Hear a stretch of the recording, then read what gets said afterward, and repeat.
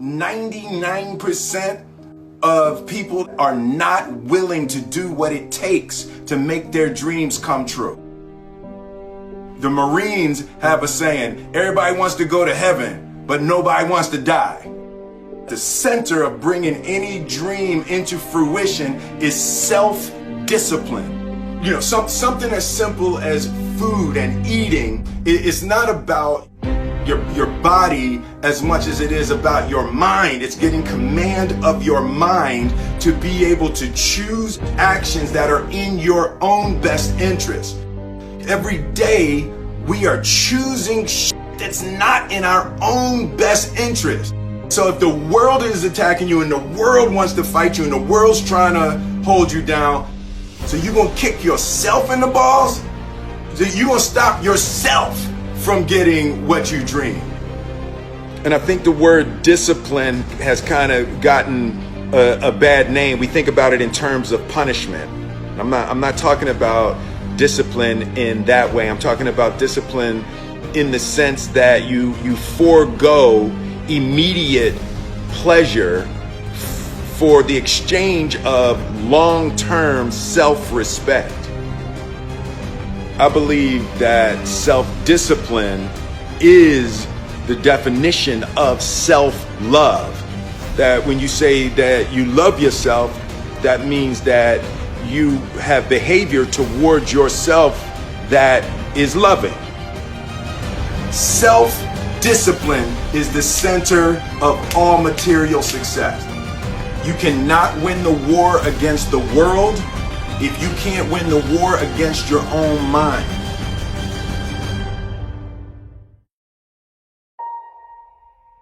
Self-love is when you say to yourself, oh, man, look, I know you and that girl got a real connection.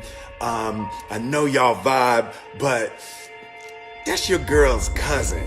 So I love you too much to let you do that. It's like you say to yourself, hey man, look, I know you want to eat that pizza and it'll be really good, you know, but I can't let you eat that, man, because if you eat that pizza, you're going to feel like shit, you know, and I love you too much to let you eat that. Self-love is, hey, look, I know you got a test on Monday, you know, and I know you really want to go out with your friends. It's Saturday night, you want to go out, but if you fail that test, you're not going to feel good about yourself. You know, I love you too much to let you go out tonight. Self-discipline is self-love. If you want to be happy, you have to love yourself, which means you have to discipline your behavior. The road to sustained happiness is through disciplining your behavior. We tend to base our self-esteem on what other people think.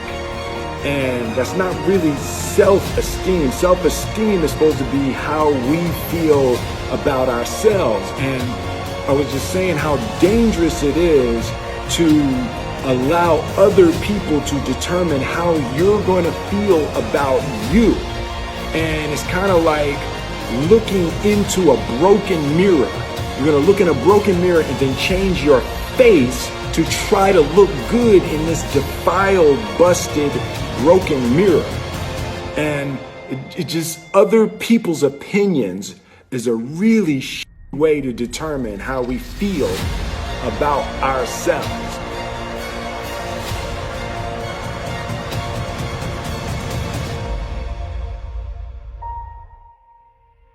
It don't matter whose fault it is that something is broken if it's your responsibility to fix it. For example, it's not somebody's fault if their father was an abusive alcoholic, but it's for damn sure their responsibility to figure out how they're going to deal with those traumas and try to make a life out of it. It's not your fault if your partner cheated and ruined your marriage, but it is for damn sure your responsibility to figure out how to take that pain and how to overcome that and build a happy life for yourself.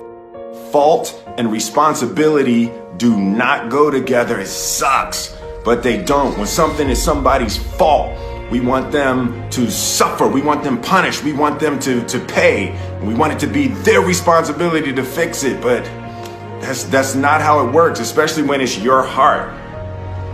Your heart, your life, your happiness is your responsibility and your responsibility alone. As long as we're pointing the finger and stuck in whose fault something is, we're jammed and trapped into victim mode. When you're in victim mode, you are stuck in suffering. The road to power is in taking responsibility. Your heart, your life, your happiness is your responsibility and your responsibility alone. You can make a person smile, you can make a person feel good, you can make a person laugh, but whether or not a person is happy is deeply and totally and utterly out of your control. The prerequisite for spending time with any person is that they nourish and inspire you. They feed your flame. Look at your last 5 text messages. Are those people feeding your flames or dousing your fire? Put your phone down for just a second and look around. Look to the people around you. Are those people throwing logs on your fire or are they pissing on it?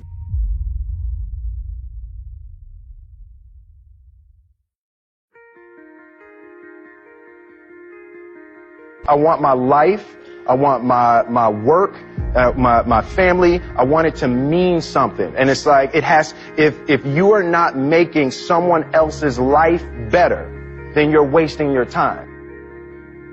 The separation of talent and skill is one of the greatest misunderstood concepts for people who are trying to excel, who have dreams, that want to do things. Talent you have naturally. Skill is only developed by hours and hours and hours of beating on your craft.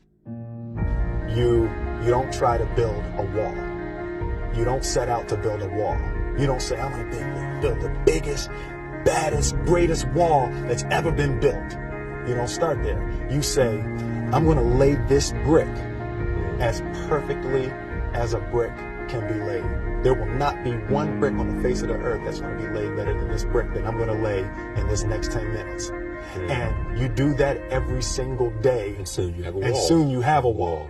And I think psychologically, the advantage that gives me over a lot of people that I have been in competition with in different situations is it's difficult to take the first step when you look how big the task is.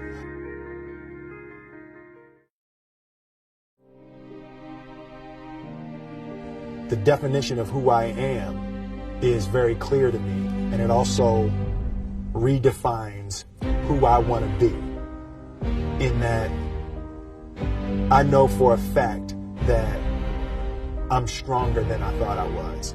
You know, you can't help but ask yourself the question, what would I do if I was in Muhammad Ali's shoes? I'm motivated by fear. I hate being scared to do something. And I think what developed in my early days was the attitude that I started attacking things that I was scared of. Why were you scared in your bed the night before? What do you need that fear for? Just don't go. Why are you scared in your bed 16 hours before you jump? Why are you scared in the car? Why could you not enjoy breakfast? Fear of what? You're nowhere even near the airplane. Everything up to the stepping out, there's actually no reason to be scared. It only just ruins your day. You don't have to jump. And then in that moment, all of a sudden, where you should be terrified is the most blissful experience of your life. And God placed the best things in life on the other side of terror.